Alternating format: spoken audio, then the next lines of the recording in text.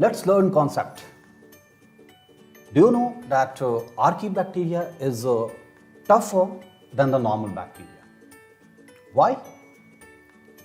Reason lies in their cell membrane, not the cell wall. We know very well that Archaebacteria is actually differentiated with reference to the normal bacteria or true bacteria with reference to the cell wall, because in case of true bacteria, the cell wall is made up of peptidoglycan, but in case of Archaebacteria, the cell wall is made up of polysaccharides. But the difference lies in terms of the cell membrane, and that is why you see the Archaebacteria is known as living fossils. Why we are calling them living fossils? Because the way they have originated, they haven't gone any major evolutionary changes. So again, the reason being the toughness that is provided by their plasma membrane. So that is why they are not interacting with the environment, and that is why they remain as a living fossils. Now the question is that why it is environmentally very tough? You see, the plasma membrane is actually made up of phospholipid bilayer. We know very well, right? The major difference lies in case of the normal membrane or normal bacterial membrane and the Archaebacteria bacterial membrane is that in case of Archaebacteria, they have a branch chain lipid containing the ether bond.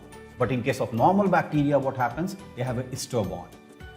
And ether bond is more strong in comparison to ester.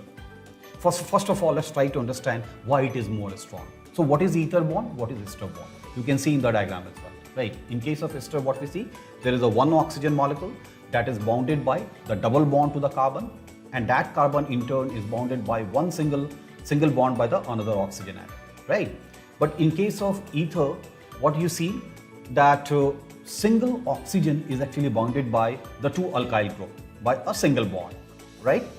So in case of ester, there is a carbonyl carbon, right? And there is a nucleophilic attack to the carbonyl carbon that make them less stable, right? But in case of ether, there is a no carbonyl carbon, right? So that's why it is a more stronger. And moreover, it is difficult to break the bond between carbon and oxygen in case of ether, right?